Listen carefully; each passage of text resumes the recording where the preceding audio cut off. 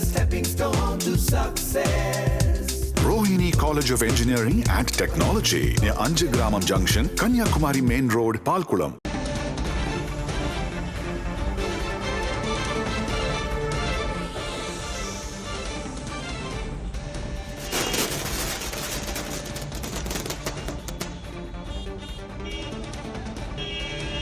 தமிழக அரசியல் வரலாற்றில் இன்று ஒரு முக்கியமான நாள்.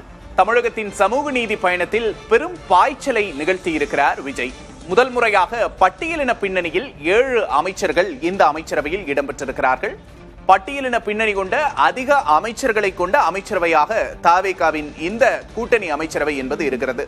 ஒரு பக்கம் ஆளுநர் மற்றும் முதலமைச்சரோடு புதிதாக பதவியேற்றிருக்கும் அமைச்சர்கள் குழு புகைப்படம் எடுக்கும் காட்சிகளை பார்க்கிறோம்.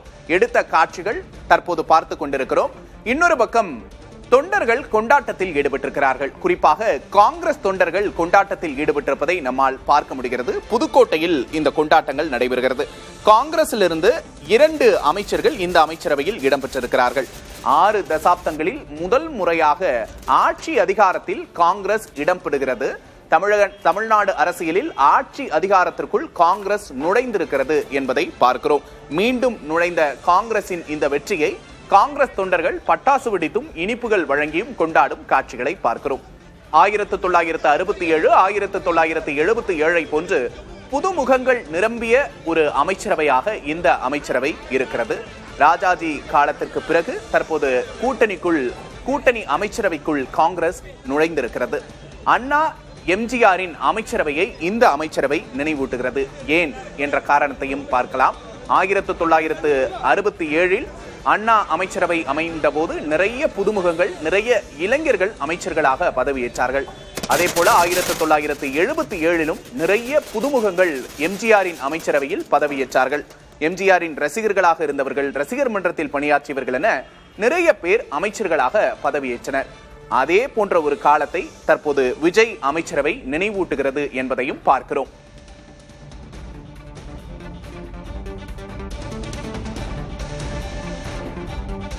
கூட்டணி ஆட்சியை பொறுத்தவரை ராஜாஜியின் பாதையில் விஜய் பயணித்திருக்கிறார் என்ற பார்வையும் தற்போது வைக்கப்படுகிறது. தமிழகத்தில் 3/4 நூற்றாண்டுக்கு பின்னர் ஒரு கூட்டணி ஆட்சி என்பது அமைந்திருக்கிறது. 1952 ராஜாஜி கூட்டணி ஆட்சிக்கு பிறகு ஒரு கூட்டணி ஆட்சி என்பது தமிழகத்தில் மலர்ந்திருக்கிறது. ஒரு கூட்டணி ஆட்சி யுகத்திற்குள் தமிழகம் நுழைந்திருக்கிறது.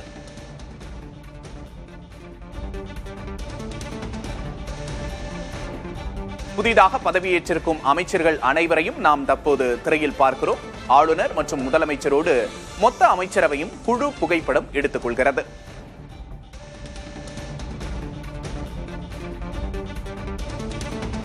ஆதவர்ஜுனா, செங்கோட்டையன் போன்ற முக்கிய முகங்கள் இடம்பெற்றிருப்பதை பார்க்கிறோம். புதிதாக நிறைய இளைஞர்கள் அமைச்சர்களாக பதவியேற்றிருக்கிறார்கள். 7 பட்டியலினத்தைச் சேர்ந்தவர்கள் அமைச்சர்களாக பதவியேற்றிருக்கிறார்கள்.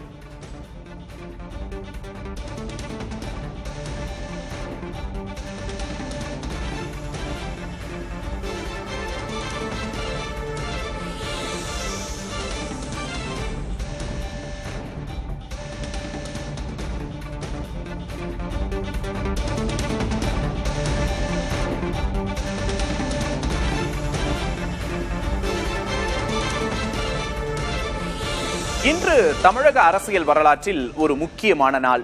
தாவேகாவின் அமைச்சரவை விரிவாக்கம் செய்யப்பட்டு பலர் அமைச்சர்களாக பொறுப்பேற்றிருக்கிறார்கள்.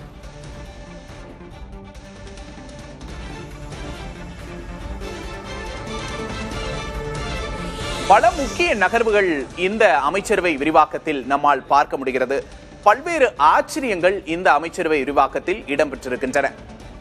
முதல் முறையாக ஒரு கூட்டணி ஆட்சி 1952க்கு பிறகு அமைந்திருக்கிறது என்பதே முதல் முக்கியமான கூர்ந்து நோக்கப்பட வேண்டிய ஒரு விஷயமாக இருக்கிறது. அதற்கடுத்தபடியாக அண்ணா எம்ஜிஆர் காலத்தை நினைவூட்டும் ஒரு அமைச்சரவையை அமைத்திருக்கிறார் விஜய். 1967 1977 போன்று நிறைய புதுமுகங்கள் அமைச்சரவைக்குள் வந்திருக்கிறார்கள்.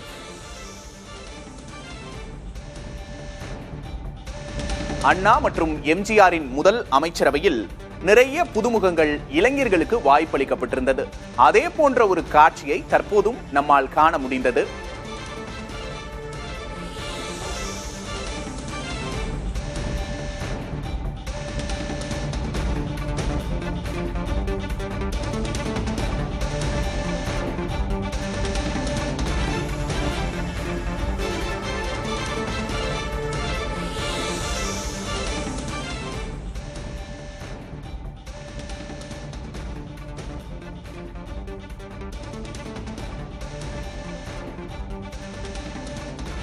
விஜய் ரசிகர் மன்றத்தில் ஆரம்பத்திலிருந்தே பணியாற்றிய 17 பேருக்கு இந்த அமைச்சரவையில் வாய்ப்பளிக்கப்பட்டிருக்கிறது.